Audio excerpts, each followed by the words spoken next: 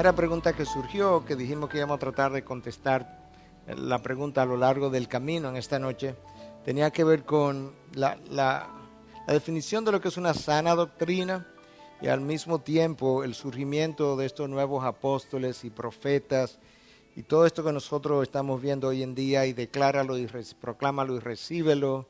Hay el movimiento del evangelio de la prosperidad y toda una serie de gama, a veces de aberraciones, incluso el no te vayas sin tu milagro, y te proclamamos una noche de milagro y te decimos que no te vayas sin tu milagro, reclama tu milagro, reclama tus bendiciones, jipetas que están en los cielos amarradas, que tienen que ser desatadas, y desata tu jipeta, y uno escucha todas esas aberraciones y uno dice, ¿de dónde vienen?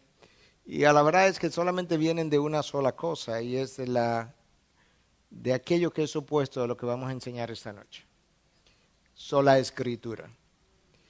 Cuando yo no abrazo ese principio de sola escritura, entonces yo puedo hacer uso de todo tipo de visión, revelación, sueño, viajes al cielo, viajes al infierno. Me puedo llamar apóstol, patriarca, arcángel, ángel, lo que yo quiera, porque no es sola escritura.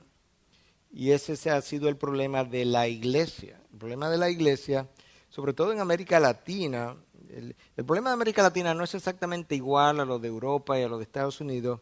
Ahora mismo la batalla, bueno, por mucho tiempo, pero de nuevo ha surgido en Estados Unidos. Ya Europa pasó por ahí, ya es un continente muerto, pero ese en el tema de la inerrancia de las escrituras, si la escritura contiene errores o no. En cierta manera, Latinoamérica ese no es su problema. Latinoamérica tiene otro problema que tiene que ver con la inerrancia, pero no lo llama así.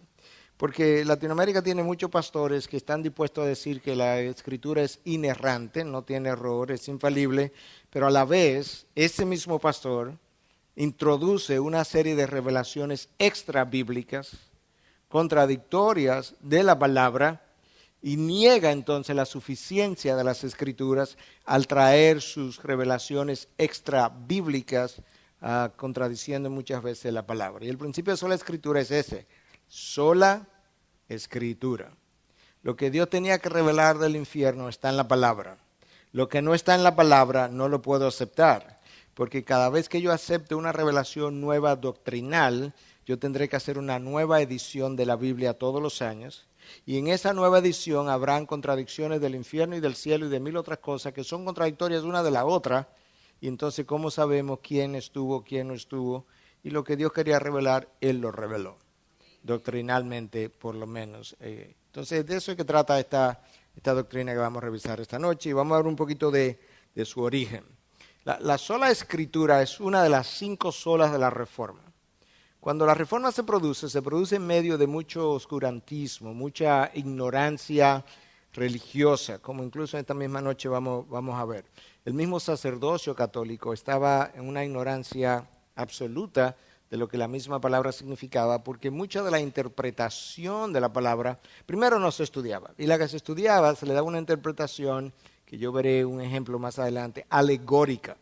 Algo que la palabra no decía, pero que yo entendía que esa era mi interpretación del texto, y eso llevó a todo tipo de conjeturas y conclusiones erradas. Cuando Martín Lutero finalmente despierta a la realidad de la palabra de Dios, entonces él y los demás reformadores formularon lo que ellos llamaron 5 solas, o solamente esto. Entonces la primera de esas solas es sola escritura. Solamente la palabra de Dios es la última autoridad en materia de fe y práctica. Es la autoridad máxima. Cuando la palabra habla, Dios habla. Y cuando Dios habla, el resto se calla, por así decirlo. Pero luego establecieron el principio de salvación por gracia solamente, sola gratia. Y luego sola fide, salvación por fe solamente. Y luego salvación en Cristo solamente, solus Christus. Y luego salvación para la gloria de Dios solamente, soli Deo gloria. O eso, salvación para la gloria de Dios. Esas son sus 5 solas. Las próximas 5 lecciones tienen que ver con esas 5 solas que vamos a estar revisando. Y esas doctrinas transformaron el mundo. Y la primera de esas doctrinas es sola escritura. Si nosotros estuviéramos de acuerdo con sola escritura, la mayoría de nuestras divisiones y problemas que han habido a lo largo de los siglos hubiesen podido evitar. De la misma manera que decía con relación a los calvinistas y los armenianos, si nos pusiéramos de acuerdo en cuán bajo cayó Adán cuando cayó esclavizando su voluntad al pecado, no tuviéramos que discutir prácticamente el resto de las doctrinas porque todo radica en ese principio. Adán, cuando cayó, perdió su libre albedrío y esclavizó su voluntad al pecado, y de ahí el resto de las doctrinas. Lo mismo podemos decir con esto. Sola Escritura es el principio que establece que lo que Dios tenía que revelar doctrinalmente está contenido en su palabra. El problema número uno de la Iglesia de Roma es que no abraza sola Escritura, como lo vamos a ver un poco más adelante, como tampoco lo abraza hoy en día una gran cantidad del mundo evangélico que sigue introduciendo un evangelio de la prosperidad, un proclámalo y recíbelo, profetas y apóstoles en el día de hoy, y toda una serie de declaraciones falsas. Y está basado precisamente en esto. Y voy a revisar rápidamente qué le pasa a Martín Lutero, porque es ahí donde se originan las 5 solas. En el año 1505, Martín Lutero comienza a estudiar en la Universidad de Erfurt. Comenzó a estudiar leyes, estaba estudiando para abogado. Un día él venía, en 1505, venía de regreso a su casa. Martín Lutero básicamente tenía un trasfondo un tanto supersticioso, producido por la religión básicamente unitaria de esa época, la religión católica romana, y él tiene que atravesar el lugar por donde viene montando a caballo en medio de una tormenta, y cerca de él cayó un rayo que casi lo mata y lo tumbó del caballo, y en su superstición al caer él dijo: Santa Ana, hoy yo me haré, te prometo que me haré un monje, me convertiré en monje, y esa promesa él la hizo realidad. Le prometió a Santa Ana que se iba a convertir en monje, y él decidió al poco tiempo que iba a ser monje, un monje agustiniano. Y 2 años después, en el año 1507, él es ordenado como sacerdote y él celebra su primera misa. En su primera misa pasó una vergüenza enorme porque como venía con todo ese trasfondo que le habían enseñado, y cuando él tiene que dar la primera comunión y se percata en su concepción de que en la mano él tiene el cuerpo de Cristo físicamente y que en la mano él tiene la sangre de Cristo, él se paralizó y no pudo continuar. ¿Te das cuenta hasta dónde llegan estas malas concepciones, hasta dónde nos llevan? Eventualmente Martín Lutero obtiene una licenciatura en Biblia en el año 1509, pero mientras tanto Martín tiene un problema, y es que no encuentra paz para su alma, no encuentra tranquilidad, no encuentra sosiego. En el año 1510, entonces, interesante, porque la vida de Martín Lutero como que tiene eventos grandes cada 5 años.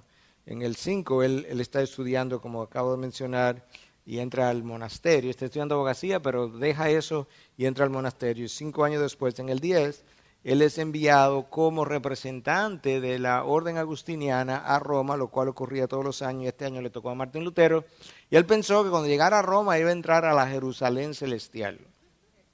Y cuando él está de lejos y ve a Roma, dice: salve Roma, y él piensa que literalmente va a encontrar una ciudad celestial. Martín Lutero llega a Roma y se encuentra que Roma es un desastre, es una ciudad completamente corrompida, no solamente en la sociedad, todo el clero estaba corrompido. Y entonces él tiene que celebrar misas allí como parte de su visita, y le decía a Martín: más rápido, más rápido, más rápido, más rápido. Y en lo que Martín Lutero celebraba una misa, otro ya daba 3 y 4 misas, y él ve la inmoralidad de todo ese sistema religioso, y él se va devastado, él no puede creer lo que él está viendo. Entonces ahí comienza Martín Lutero a luchar todavía más con el sistema. En el año 1511 él es transferido entonces a Wittenberg, al monasterio agustiniano de Wittenberg en Alemania, y entonces él prácticamente volvió locos a sus confesores, porque como él no podía encontrar paz, él se confesaba hasta 2 y 3 horas diarias, donde él confesaba cada pecado, y a veces se paraba del confesionario y después de dar 2 o 3 pasos se volvía: Padre, perdón, se me quedó un pecado, y volvía para atrás. Y entonces su supervisor pensó que lo podía ayudar, se le asignaba algunas cátedras de teología que él pudiera dar. Mientras tanto, él estaba estudiando. En el 1512 él obtiene un doctorado en teología, y él se va distinguiendo como un hombre de palabra, como un hombre agudo, con una mente muy aguda, pero no encuentra paz. Y sus supervisores comenzaron entonces a asignarles cátedras que pudieran ayudar a Martín Lutero a entender la teología, a darle paz para su alma. 1513 él comienza a enseñar el libro de los Salmos. 1505, recuerda, 1505 es cuando él entra al monasterio. 1510 él va a Roma. 1515, la peor recomendación que le pudieron haber hecho, el dolor de cabeza para Roma, Lutero enseñando a romanos. Y cuando Lutero comienza a enseñar a romanos, y él llega a Romanos 1, 16, 17, el Evangelio es el poder de Dios para salvación, y que la justicia de Dios se encuentra revelada en el Evangelio, y que el justo por la fe vivirá.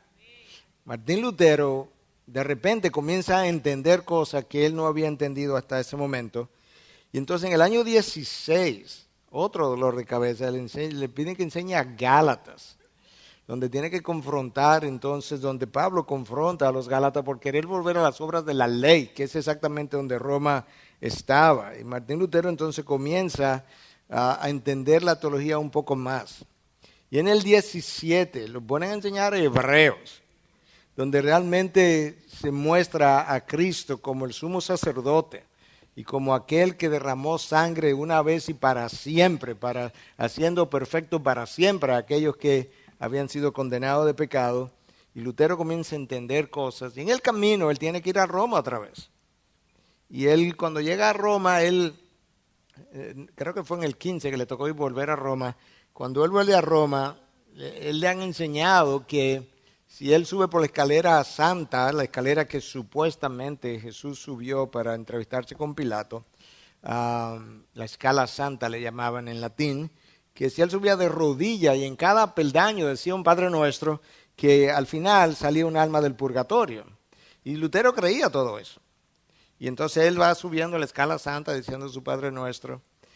Y antes de llegar a la escalera santa, él decía que lo único que lamentaba era que sus dos padres estaban vivos, porque si hubiesen estado muertos, por lo menos hubiese podido dedicar esa subida a uno de ellos para que saliera del purgatorio.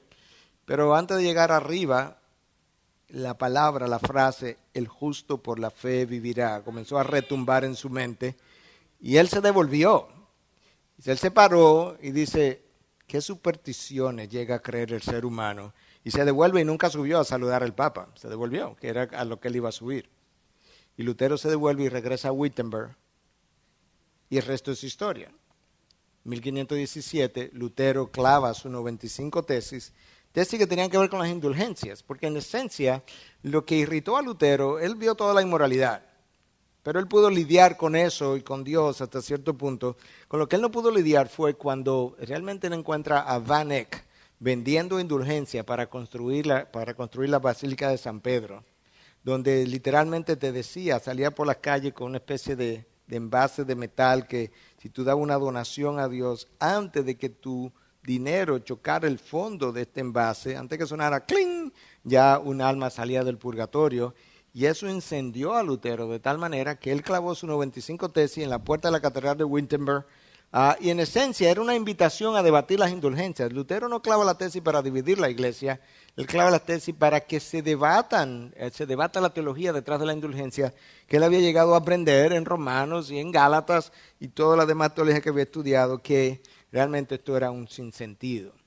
Bueno, hacía unos años atrás que la imprenta se había inventado, y con la invención de la imprenta, pues las tesis de Lutero se fueron traducidas y fueron esparcidas por Europa y comenzó la llama de la Reforma. Un año después, en Heidelberg, Lutero defiende su teología y él tiene que ir delante del cardenal Cajetan en Augsburg, parte de la Iglesia Católica todavía, y él defendiendo su teología, y la historia cuenta que realmente nadie podía contradecir a Lutero en sus defensas, con una mente tan aguda como él la tenía y toda la teología que había venido aprendiendo. Entonces, en el año 1519, Lutero finalmente entiende con mayor claridad que la justicia de Dios, la palabra traducida en este caso como justicia que hemos hablado en otras ocasiones, righteousness o rectitud moral, la rectitud moral que permite que el hombre entre a la presencia de Dios, Lutero la entiende como algo pasivo, pasivo en el sentido de que es algo que Cristo te otorga el día que tú recibes a Cristo como Señor y Salvador. Él te justifica y en la obra de la justificación Él te pasa su santidad y entonces es esa santidad imputada, cargada a tu cuenta, pasada a ti pasivamente, no que tú has trabajado para ella, la que te permite entrar al reino de los cielos. Porque hasta ese momento Lutero creía lo que la Iglesia Católica enseña hasta el día de hoy, es que la justicia o rectitud moral que te permite entrar al reino de los cielos es algo que tú comienzas a ganarte con buenas obras y que entonces luego que tú alcanzas una serie de obras, Dios examina tu vida y te declara justo, pero es una justicia en ti mismo porque te la has ganado. La palabra de Dios es completamente contraria a eso. Lutero entendió eso en el año 1519 y luego en julio de ese año él le tocó debatir con John Eck precisamente su teología y de nuevo la historia cuenta que Lutero hizo polvo a John Eck en su debate. En el 20 el Papa da una bula papal en contra de Lutero y le da 60 días para que se retracte. Lutero tiene que pensar eso. Y en el 21 entonces se cita ya Lutero formalmente a lo que se llamó la dieta de Worms o el concilio si quiere de Worms, donde entonces se le iba a preguntar a Lutero si él se retractaba o no de sus escritos y él apareció ahí el 17 de abril de 1521 y Lutero ante el cuestionamiento de si se retractaba o no, él está frente a cientos de príncipes y reyes y cardenales y el Papa Carlos V, el emperador Carlos V, perdón, y el papado y todos sus representantes. Ahí estaba Lutero. Y Lutero pide que le den 24 horas más. Ya eso solo reflejaba un poco de la mente de Lutero, lo atrevido que era, porque delante de toda esa gente pedir que te den otro día más ya era mucho, pero se lo dieron. Y al otro día entonces Lutero regresa y le vuelven a preguntar. Y Lutero responde con su verbosidad que lo caracterizaba desde joven y entonces el interlocutor Eck le dice que le dé una respuesta sin dientes y sin cuernos. Y Lutero entonces le dice, bueno, lo vamos a leer ahorita, ya que tú pides una respuesta sin dientes y sin cuernos, yo te voy a dar una. Y le da su respuesta. Entonces esa es la historia detrás de las 5 solas. Sola Escritura, porque sola Escritura comienza ese día. Yo hice toda esa historia porque sola Escritura comienza el día en que Lutero es cuestionado ante toda esta gente en el año 1521 y cuando Lutero rehúsa retractarse es precisamente basado en el principio de sola Escritura. Y eso es un principio que la iglesia no puede renunciar, no puede negar, porque cuando lo niega va a terminar negociando el evangelio como se ha hecho tantas veces. Yo mencioné estas 5 solas ya anteriormente, de manera que no me voy a repetir. Pero en esencia, antes de ver la declaración de Lutero, que es lo que él dice, yo quisiera comenzar con la palabra de Dios, que es donde realmente quisiéramos comenzar todo el tiempo. Y esto es una buena cita para tener una idea de qué queremos nosotros también decir con sola Escritura. Isaías 8:20 dice esto: a la ley y al testimonio. Si no hablan conforme a esta palabra, es porque no hay para ellos amanecer. Si no hablan conforme a esta palabra. De acuerdo a Isaías, tú puedes hablar en nombre de Dios sin ser conforme a su palabra. Tú puedes hablar invocando el nombre de Dios sin ser conforme a la palabra de Dios. Tú puedes decir que tú representas a Dios. Tú puedes decir incluso que tú estás hablando amparado en la Biblia sin que necesariamente sea conforme a lo que la Biblia dice. Y lo que Dios está diciendo a través de Isaías es, si cuando tú oyes a alguien hablar, lo que él dice o ella dice no es conforme a esta palabra, para esa persona no hay amanecer. No hay mañana. Lo que está reservado es un juicio. La versión en inglés King James, no hay una versión en español King James, pero yo quise revisar varias versiones en diferentes idiomas. Me pareció interesante y traduje al español lo que la versión King James dice, que es similar en términos de tiempo a lo que nuestra Reina Valera es. En los años de 1600 fue King James, Reina Valera incluso un poquito más antigua, 1500 y tantos. King James lo dice de esta manera: a la ley y al testimonio. Si ellos no hablan de acuerdo a esta palabra, no hay luz en ellos. Eso es una buena manera de decirlo. Si yo no hablo conforme a lo que la palabra dice, no hay luz en mí. Porque yo no tengo luz propia. La palabra es la luz. Y si no hablo conforme a la palabra, lo que hay en mí es oscuridad. Esa es la realidad. Entonces eso es lo que, a lo que el principio de sola escritura se está refiriendo. Es que cuando yo voy a hablar en nombre de Dios, hay una sola cosa que yo puedo hacer, es referirme a la palabra de la revelación de Dios. Y si yo no lo hago, o lo hago, pero no lo hago conforme a esa palabra, entonces yo no tengo luz. Sin embargo, mucha gente hoy en día, aún en el campo evangélico, rechaza el principio de sola escritura y rechaza el principio de la suficiencia de las escrituras. Nuestra visión con la que la iglesia fue plantada dice ser una iglesia sin muro basada en la suficiencia de las escrituras. Las escrituras contienen todo lo que la iglesia necesita para plantarse, desarrollarse, multiplicarse, enviar gente al campo misionero, para salvar gente. Dios es que lo salva, pero me refiero en términos de la enseñanza. Ese es el principio de la suficiencia de las escrituras, todo lo requerido para aconsejar al pueblo de Dios y demás. Este autor norteamericano, líder John Blanchard, decía: los hombres no rechazan la palabra porque encuentran faltas en ella, sino porque ella encuentra falta en ellos. Esa es la razón. El rechazo de la palabra, y sobre todo el rechazo de sola escritura, es hecho primordialmente por el corazón pecaminoso del hombre, y muchas veces aún en el creyente es hecho por los pecados que permanecen en él, todavía residentes en él, residuales en él, que hacen que su mente y corazón frecuentemente reaccione de una manera rebelde.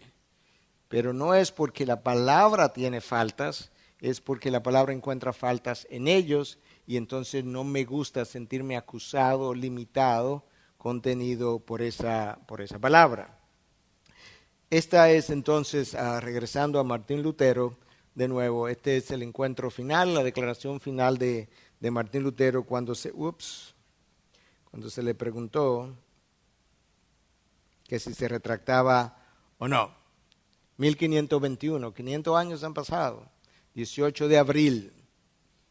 Tú puedes creer que 500 años después, ese movimiento que arropó Europa no ha llegado a América Latina.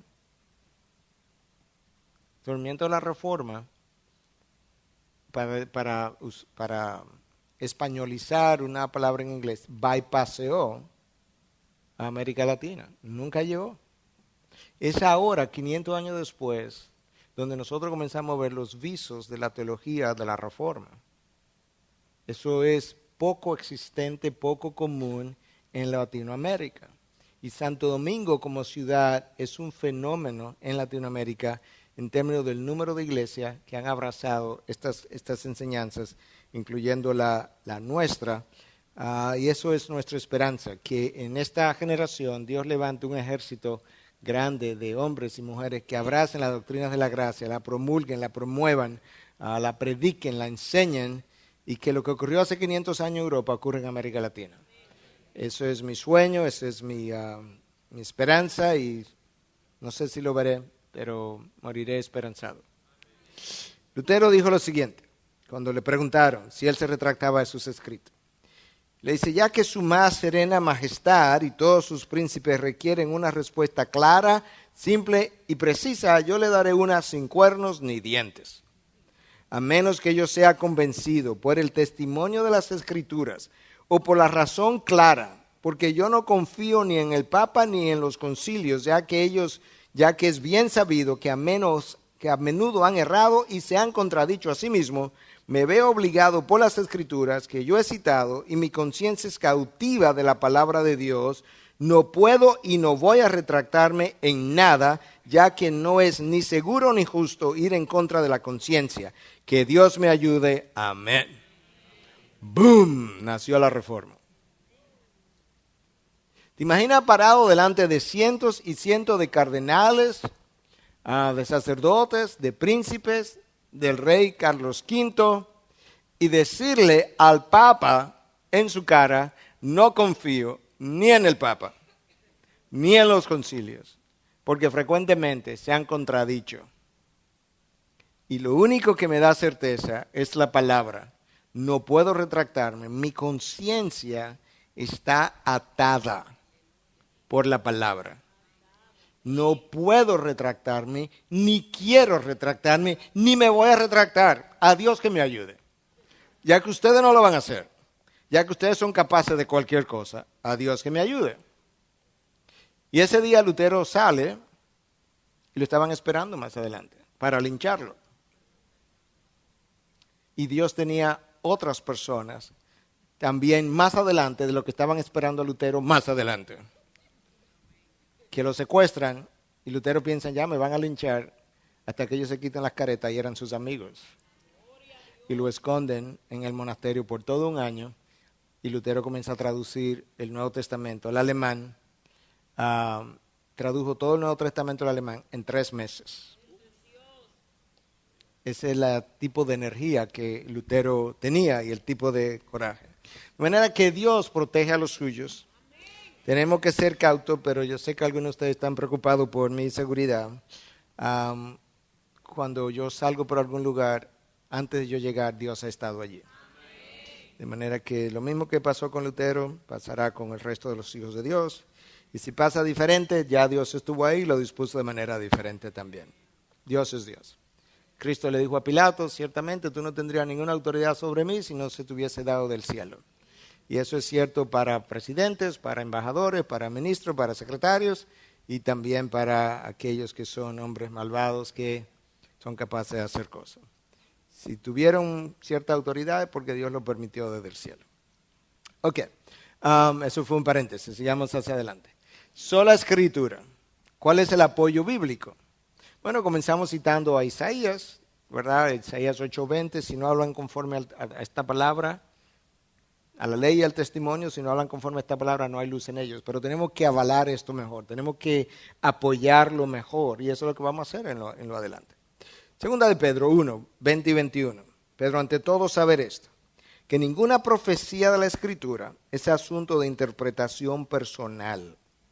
Pues ninguna profecía fue dada jamás por un acto de voluntad humana, sino que hombres inspirados por el Espíritu Santo hablaron de parte de Dios.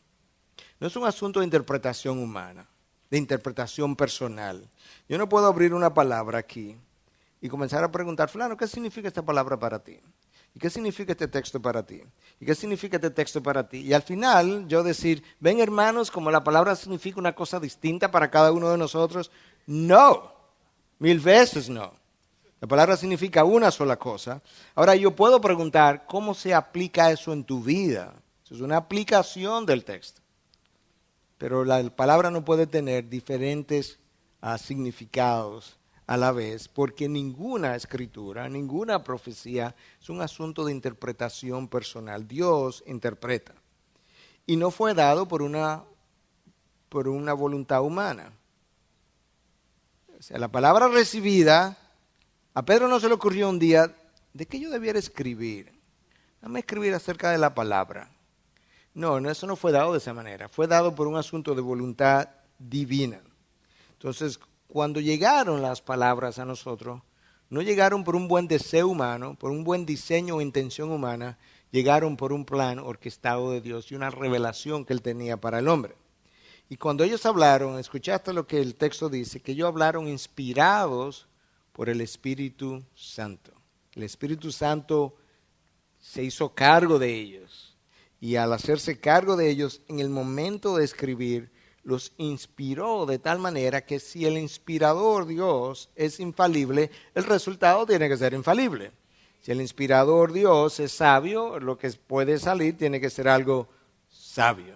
Entonces eso es Pedro, porque lo que queremos ver es diferentes textos que sean congruentes, como hemos venido insistiendo. La Escritura tiene que interpretar a la palabra. Comenzamos en el Antiguo Testamento, Isaías 8:20. A la ley y al testimonio, si no hablan conforme a esta palabra, no hay luz en ellos. Nos fuimos a Pedro ahora, segunda carta de Pedro, y vimos lo que Pedro dice, que todas las Escrituras o profecías vinieron de parte de Dios, no fueron asunto de voluntad humana, no es una cuestión de interpretación personal, y que estos hombres escribieron por inspiración de Dios. Ahora nos vamos a Pablo cuando le escribe a Timoteo. Le dice toda escritura. Eso incluye Antiguo y Nuevo Testamento. Es inspirada por Dios y es útil para enseñar, para reprender, para corregir, para instruir en justicia. La palabra ahí inspirada no es una buena traducción, porque inspiración para nosotros, si fuéramos a pensar en respiración, es esto. Y la palabra inspiración, en este caso, sería algo que implica Dios o alguien produciendo en mí un deseo, una buena creatividad para yo producir algo. Pero eso no es como está en el original. La palabra en el original es theonustos, que implica exhalar esto. Lo que la palabra está diciendo es toda escritura fue exhalada por Dios, salió de Dios. Dios la respiró hacia afuera. Y por eso esa palabra es buena para instruir, para corregir, para enseñar, para reprender. La razón es que ha venido de Dios mismo.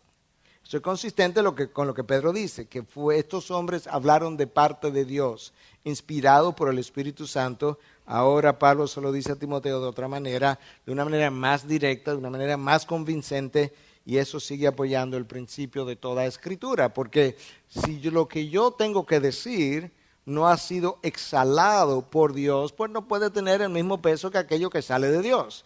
Lo que yo tengo que decir, o mejor dicho, lo que Dios tiene que decir siempre tiene que ser más importante y tiene que ser supremo sobre lo que yo y el resto de los hombres podamos decir. Ahora, ese principio de sola escritura no ha sido violado solamente por Roma, ya dijimos, ha sido violado por evangélicos y ha sido violado en los tiempos de Cristo, por los mismos fariseos. Y uno de los textos bíblicos que me enseña cómo esta gente en los tiempos de Cristo violó el principio de sola escritura está aquí en Marcos 7:13. Recuerden que terminamos Marcos, no sé si ustedes recordarán este pasaje, pero lo vimos. Jesús le dice a los fariseos, invalidando así la palabra de Dios por vuestra tradición, la cual habéis transmitido y hacéis muchas cosas semejantes a estas. Aquí está la palabra, esto es lo que la palabra dice. Los fariseos y los escribas le montaron encima la tradición. Y al montarle encima la tradición, invalidaron lo que la palabra dice. Eso es exactamente lo que Roma ha hecho. La palabra de Dios dice que solamente puedes adorar a Dios, esa es la enseñanza. La tradición entonces ha sido montada sobre eso y por eso adoramos la Virgen y los santos y los arcángeles y los ángeles y todo lo demás. Invalidando entonces lo que la palabra de Dios dice. La palabra de Dios dice que la salvación no es por obras, es solamente por gracia, a través de la fe. Roma ha tomado la tradición y se la ha colocado encima o se la ha colocado al lado, como lo vamos a ver, pero al colocársela al lado termina estando encima de la palabra y ha invalidado la palabra de Dios. Eso invalida el principio de sola escritura, porque no estamos usando solamente la palabra de Dios para guiar al pueblo, para enseñar al pueblo, para enseñarle al pueblo la vía o el camino de salvación, sino que estamos usando revelaciones de los hombres.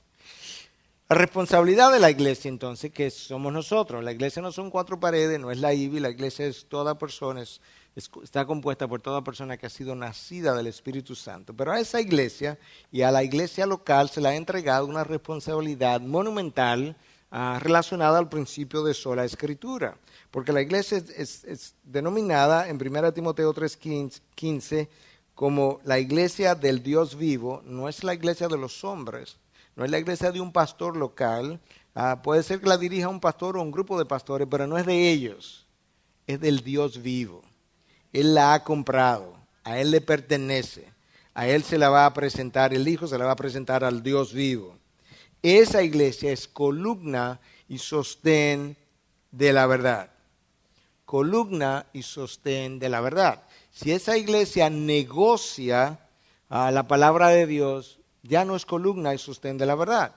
Si la iglesia no puede llevar a cabo su función de preservar la verdad como columna y sostenerla, entonces no hay esperanza con la verdad de Dios porque no queda nadie más para preservar la verdad, para sostener la verdad, para promulgar la verdad, para mostrar la verdad, para que se escuche la verdad. No queda nadie.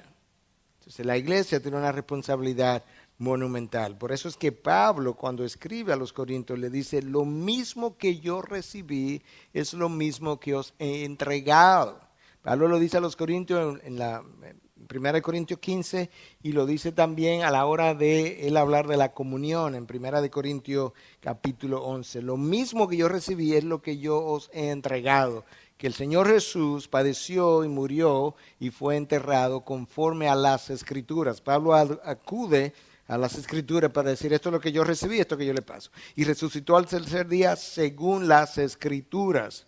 Eso es lo que esta generación tiene que hacer. Nosotros tenemos que garantizar que lo que hemos recibido como el Evangelio sea preservado dentro del principio de sola Escritura para pasarlo y podamos decir lo mismo que recibí es lo que os he entregado. Para que eso pueda continuar en el tiempo y en el espacio. Entonces, ninguna iglesia podrá levantarse y sobrevivir. Esa es la clave. Se puede levantar, pero no podrá levantarse y sobrevivir sin la autoridad, la guía y la luz de la palabra. Nuestra única esperanza como sociedad está en la palabra de Dios. Podemos marchar, podemos escribir, podemos ir al Congreso, pero ahí no es que está la esperanza. La esperanza está en la palabra de Dios. Es lo único que puede cambiar la mente, el corazón, la voluntad del hombre, su forma de ver la vida, su forma de pensar, los crímenes, las drogas, los vicios y todo lo demás. El resto son pachos, son curitas, que a veces cuando estoy sangrando me ayudan a detener un poco el sangramiento, pero sigo sangrando. La palabra de Dios es la cura final. Ok, sola escritura entonces, es un principio vital porque protege la palabra. Y ese principio es el que mucha gente hoy en día no está respetando y está haciendo justamente esto que Pedro menciona en su segunda carta 3:16. Y con esto comienzo o continúo respondiendo la pregunta del hermano que me preguntaba acerca de los apóstoles y profetas y demás. Escucha lo que dice este texto. Asimismo, en todas sus cartas habla en ellas de esto, hablando de Pablo, en las cuales hay algunas cosas difíciles de entender. Vamos a pararnos un momentito antes de seguir. Sola escritura no dice que todo lo que está en la palabra está claro. Hay cosas que son difíciles de entender. Pedro dice que Pablo habla cosas difíciles de entender. Y Pedro vivió en el primer siglo y era apóstol. Imagínate nosotros hoy en día. Entonces hay cosas difíciles de entender. Hoy yo estaba oyendo una entrevista que a Moller le estaba haciendo a MacArthur y le preguntaba, ¿cuál ha sido el texto de las Escrituras que más dificultad te ha dado? Y él decía, bueno, yo comencé a predicar una vez de Zacarías y yo no creo que yo voy a volver a ese libro jamás. Que fue el libro más difícil que yo tuve que predicar. Y luego entré en Daniel y me pasó lo mismo. Y bueno, hay cosas difíciles de entender, aún para hombres muy dotados en la palabra y aún para Pedro en el primer siglo. Pero escucha lo importante, escucha. En las cuales hay algunas cosas difíciles de entender, que los ignorantes e inestables tuercen. Párate un segundo. Alguien puede decir, bueno, pastor, que si son difíciles de entender, pues uno puede entender que la tuerzan, como también tuercen el resto de las Escrituras. Las fáciles de entender también la tuercen. ¿Por qué? Porque son ignorantes de qué? De la palabra. Son ignorantes de lo que Dios ha revelado y son inestables. Y eso es lo que nosotros vemos en el movimiento de señales y prodigios y apóstoles y profetas y patriarcas y todo lo demás.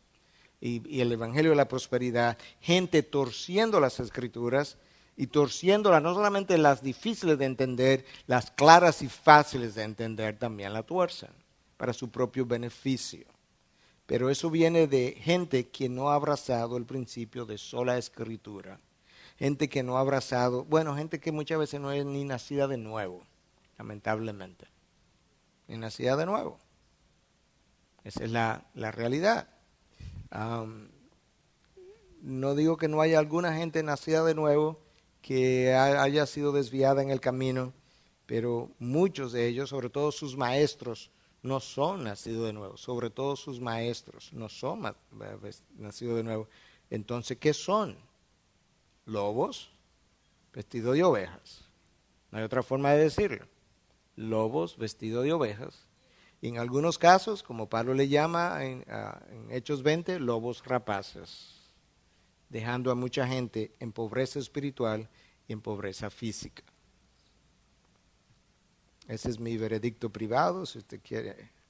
Mi veredicto público. Si usted quiere oír mi veredicto privado, pregúnteme en privado. Continuamos. No quería pasar por alto esta cita antes de llegar a lo próximo, porque es una cita, yo creo, vital de Martyn Lloyd-Jones. Para aquellos que no le conocen, Martyn Lloyd-Jones fue un médico de la reina de Inglaterra, de los reyes de Inglaterra durante un tiempo, y que Dios usó grandemente en el siglo XX, no hace tanto de eso, uno de los grandes predicadores del siglo XX, y un hombre con mucha sabiduría de parte de Dios. Martyn Lloyd-Jones pasó 8 años predicando el libro de Efesios, de 6 capítulos. Eso nos da una idea del tipo de hombre que fue. Pero Martyn Lloyd-Jones decía, sin lugar a duda, todos los problemas de la iglesia hoy y todos los problemas del mundo se deben a una desviación de la autoridad de la palabra. Todos los problemas. ¿Te imaginas eso? Todos los problemas. Todos los problemas de Miguel Núñez, los que sean que él tenga, se deben en algún momento a una desviación de la autoridad de la palabra. Todos tus problemas, todos los problemas de la IBI que pueda tener, se deben a una desviación de la autoridad de la palabra. Todos los problemas del mundo. Si nosotros no viviéramos 100% todo el tiempo conforme al estándar de la palabra, pues no sufriríamos las consecuencias de desviaciones de la palabra. Y de ahí entonces la afirmación tan absoluta de Martyn Lloyd-Jones.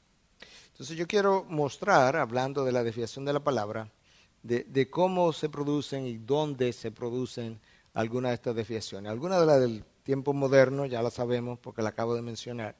Pero en la época en que Martín Lutero surge, ¿cuál era la interpretación de la palabra que prácticamente hasta ese momento se conocía?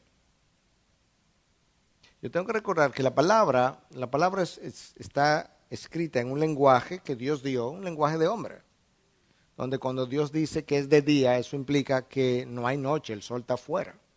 Cuando Dios dice que es de noche en su palabra, eso implica que el sol no está afuera y que la luna está afuera. Probablemente es un lenguaje que el hombre puede entender y tiene gramática igual que cualquier otro libro. Tiene sintaxis igual que cualquier otro libro, porque Dios nos comunicó en el lenguaje humano.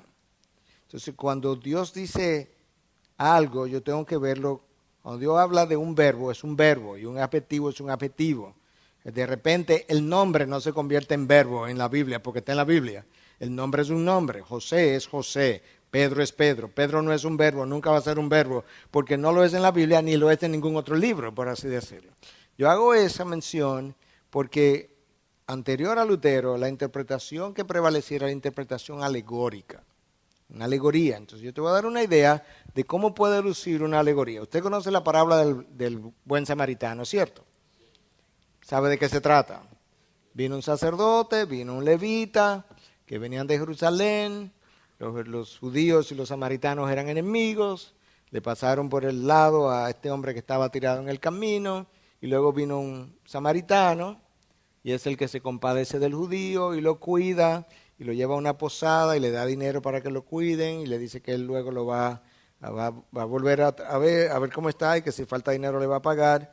Orígenes fue uno de los padres de la iglesia, de los fundadores, el año 185. Esto es lo que él dice como la parábola del buen samaritano debe interpretarse, interpretación alegórica. Él dice que el cuerpo humano tiene 3 partes, alma, espíritu y cuerpo. Ni siquiera vamos a discutir eso, no queremos que sea exactamente así, pero eso no es el punto. Entonces él dice que de esa misma manera tiene sentido que la palabra tenga 3 significados, cada texto. Uno literal, uno moral y otro espiritual. Entonces escucha cómo él interpreta la parábola del buen samaritano. Jerusalén representa el cielo. Jericó, de donde venía el que fue asaltado, representa el mundo. Los ladrones que asaltaron al hombre, el diablo y sus demonios. El sacerdote que venía de Jerusalén representa la ley. El levita representa a los profetas. el buen samaritano es Cristo. El burro en que montaron al hombre que habían herido es el cuerpo de Cristo cargando al hombre caído a la posada que representa a la iglesia. Y la promesa del samaritano de que él, cuídamelo ahí que yo voy a regresar, es la promesa de Cristo que va a regresar a la tierra. Como dirían en inglés, ¿what? ¿Qué? Luego viene otro y da otra alegoría de la misma parábola. No, el samaritano, esto es una historia, incluso algo que Cristo construyó para ilustrar. El samaritano era un samaritano y el levita un levita y el sacerdote un sacerdote. A eso era que yo me refería ahorita. Cuando yo leo la palabra y hablamos de que un verbo es un verbo, un nombre es un nombre, no, el samaritano no es Cristo. El samaritano es un samaritano, de eso que habla, una persona de Samaria y así sucesivamente. Entonces, en la época de Lutero, la interpretación alegórica era la más común. Esa interpretación no se ha ido. De hecho, yo conozco una iglesia no muy lejos de aquí, al sur de nosotros, que no es la que está más cerca, para que no confunda, pero al sur de nosotros, que tiene unas interpretaciones alegóricas al día de hoy, que yo he oído algunas de ellas y digo, ¿what? ¿Qué? Yo no sé cómo tú puedes llegar a interpretaciones de ese tipo. En una ocasión, un pastor predicando acerca de la resurrección de Lázaro, dijo que la resurrección de Lázaro representaba el rapto de la iglesia. Es una interpretación alegórica. Resulta que en ese lugar, ese día, estaba de visita o estaba de vacaciones John MacArthur. Y el pastor bajó a saludarlo, qué sé yo, y le dice, John, ¿tú nunca habías oído que la resurrección de Lázaro representaba el rapto de la iglesia? Y le dice, no, ni ninguna otra persona tampoco. Porque eso es algo que tú te lo acabas de inventar. Esa es la interpretación alegórica. Entonces, solo la escritura tiene múltiples implicaciones. Y una de ellas es, entre otras cosas, yo no puedo hacer de la palabra, que es mi único estándar, una cosa alegórica, porque no lo es. Porque ya cambiaría de significado cada vez que alguien abre el texto y le quiere asignar otra cosa. Vamos a seguir viendo algunas de las implicaciones. Ya vimos cómo el principio de sola escritura fue violado por los fariseos y Cristo dice, ustedes invalidaron la palabra de Dios por sus tradiciones. Bueno, ¿cómo lo ha hecho Roma? Roma lo ha hecho como lo hicieron los fariseos. Oye lo que dice Roma en el Catecismo Católico de hoy en día, punto 95. Usted lo puede abrir, ahí está.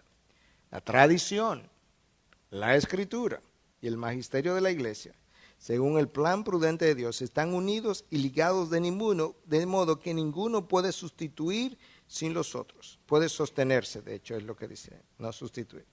Los tres, cada uno según su carácter y bajo la acción del único Espíritu Santo, contribuyen eficazmente a la salvación de las almas. La tradición contribuye a la salvación de las almas. La tradición, el magisterio de la iglesia y las escrituras están en el mismo nivel. Ninguno se puede sostener sin el otro. Las escrituras no se pueden sostener sin la tradición, dice Roma. Y tampoco se puede tener sin el magisterio de la iglesia. Dios dice, no, mi palabra es mi palabra y nada se puede sostener sin mi palabra. Pero cuando yo hago eso, yo puedo introducir ahora todo tipo de tradición que comienza estando al mismo nivel de escritura, pero termina invalidando la palabra de Dios, que es como ha ocurrido a lo largo de los años. El concilio bíblico, el concilio de inerrancia bíblica que se reunió en Chicago en 1978, que ahora se va a reunir uno en la iglesia de John MacArthur el año que viene, y a ese concilio de inerrancia bíblica que yo he sido invitado para hablar.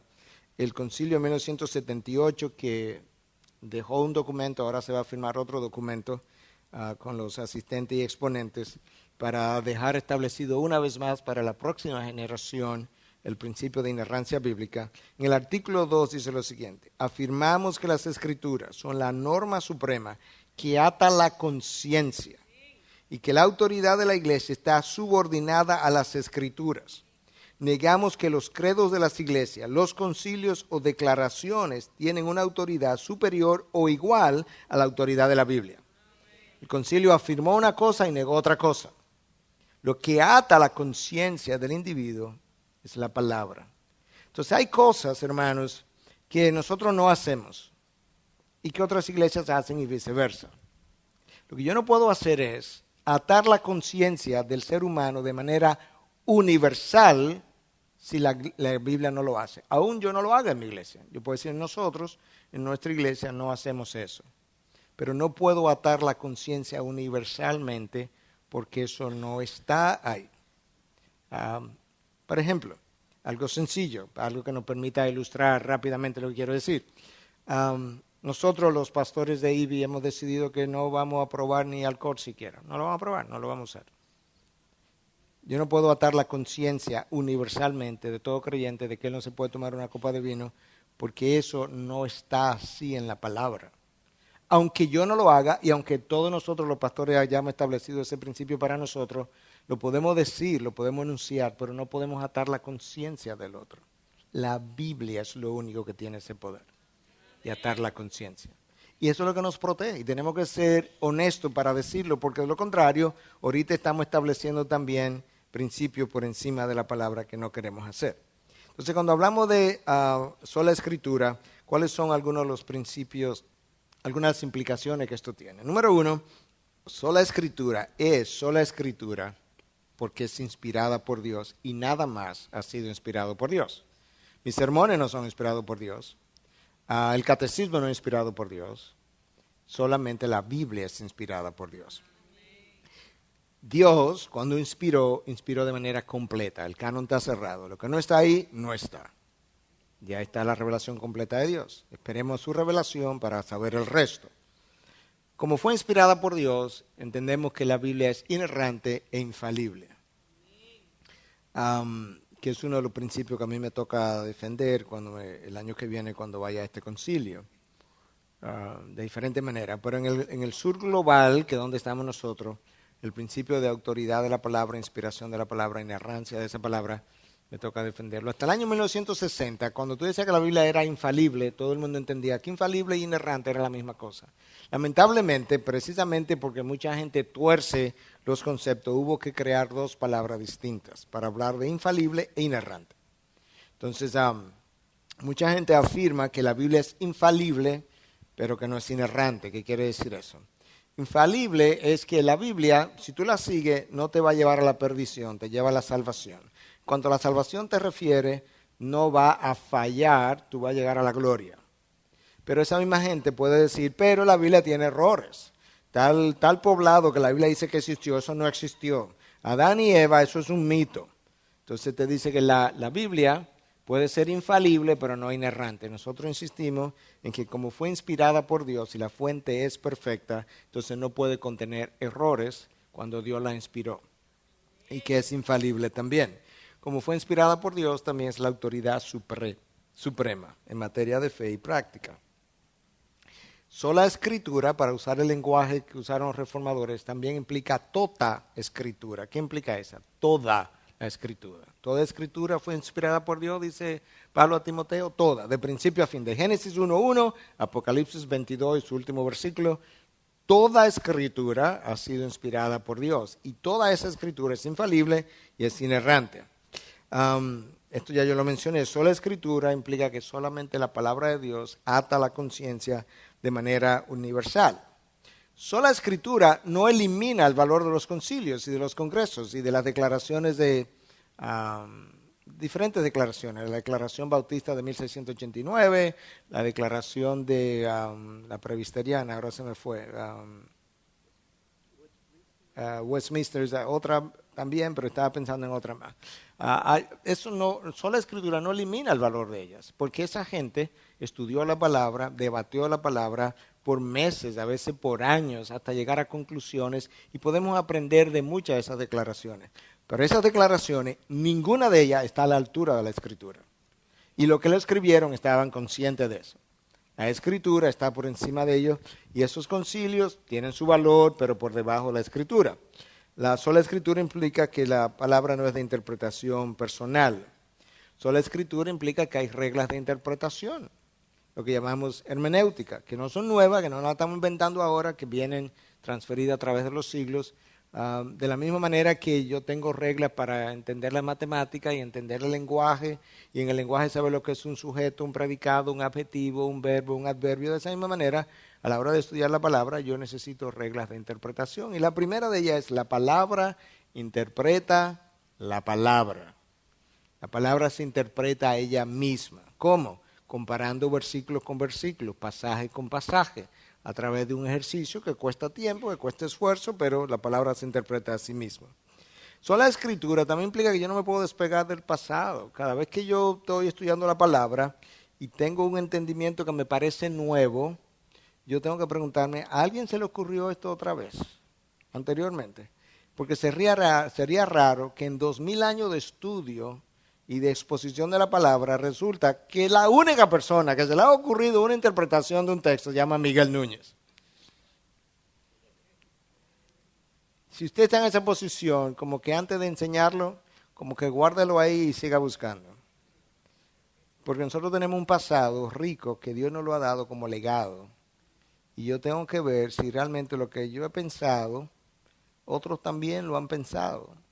Y si tú lo buscas bien, no hay nada nuevo debajo del sol. Por lo menos tiene que haber algo parecido que a alguien se le haya ocurrido, porque no estamos inventando la pólvora hoy en día. Entonces, sola escritura no me permite despegarme del pasado, donde yo voy a inventarme cosas nuevas que nadie nunca pensó. Sola escritura juzga a la iglesia. O sea, la palabra juzga a la iglesia no juzga la palabra, que es lo que Roma ha hecho muchas veces. Y sola escritura requiere de hombres y mujeres que manejen con precisión la palabra de verdad. Eso es una enseñanza de Pablo a Timoteo. Procura presentarte ante Dios como obrero, que no tiene de qué avergonzarse, que maneja con precisión la palabra de verdad. Ortotomeo, que corta derecho, que no se desvía para la derecha y para la izquierda. Yo no sé cómo hay pastores, maestros, que no le tienen miedo a eso. Que Dios habla, Dios traza una línea, y a ellos no les preocupa desviarse para la derecha, para la izquierda. Ninguno de nosotros es infalible. Todos fallamos y todos en algún momento nos hemos desviado. Pero que Dios me encuentre desviándome después de yo haber hecho mi mejor esfuerzo para no desviarme. Pero la manejan con tanta ligereza. Cuando la palabra me dice, ¿tú sabes por cuál es la razón por la que necesita precisión? Es que esto no lo inspiró un hombre. Esto es la revelación de la mente de Dios. ¿Cómo te atreves a torcerla con tan fácil, con tanta ligereza? Segunda Timoteo 3:16. Toda escritura es inspirada por Dios y útil, una vez más, para enseñar, reprender, corregir, instruir en justicia. Por eso que puede ser sola escritura, porque puede hacer todo eso. Sirve para todo eso. Fue dada para todo eso. Puede hacerlo y hacerlo bien. Estamos ya terminando en un par de minutos.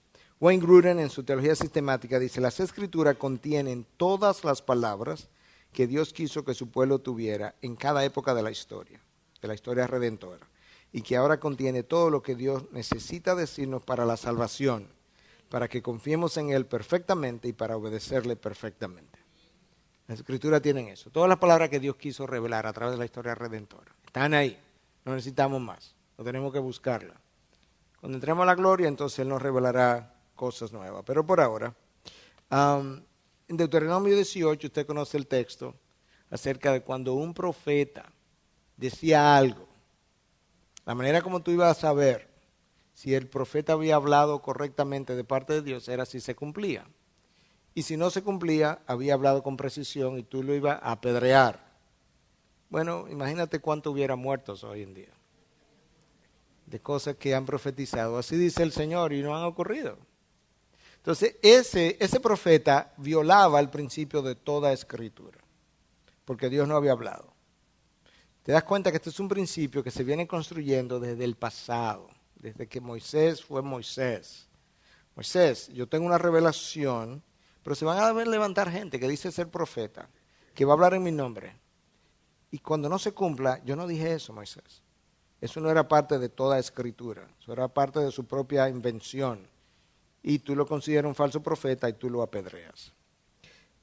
Jeremías 23, 25 al 28.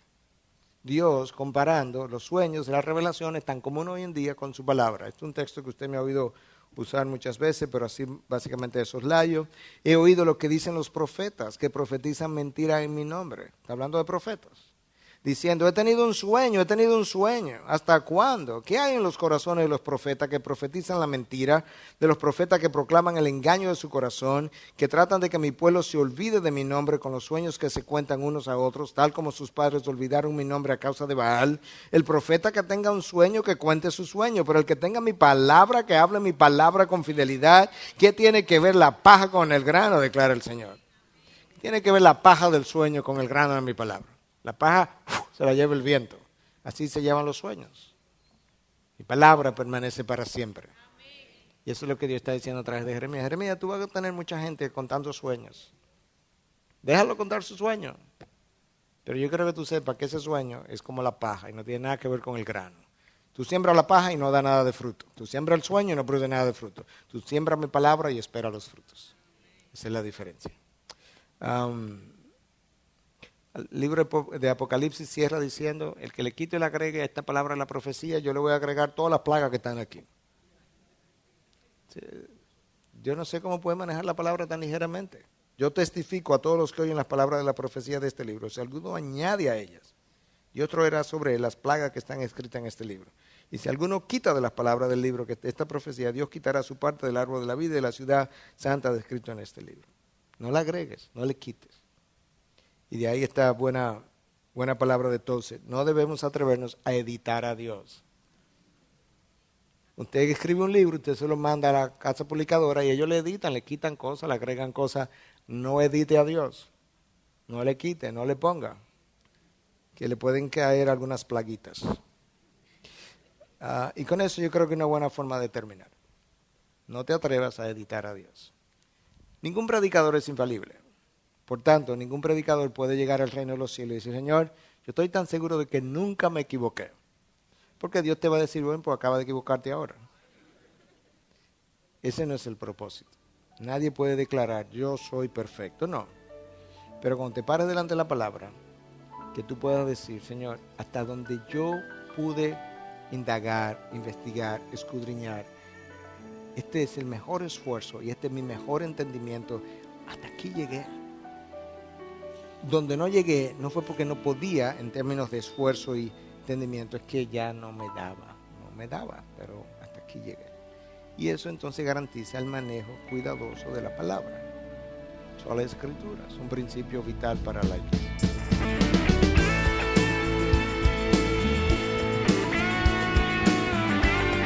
Esta es una producción que llega hasta ustedes gracias a los aportes de individuos y empresas comprometidos con la defensa de la fe. Para más información, preguntas y comentarios, visite nuestra página de internet www.integridadysabiduría.org. En esta página encontrará información sobre la producción de este y otros recursos que ponemos a su disposición, como también las formas en las que usted puede contribuir con la producción de programas como estos. Les invitamos nuevamente a visitar nuestra página de internet www.integridadysabiduría.org. Será hasta la próxima, cuando nos reencontremos en su palabra.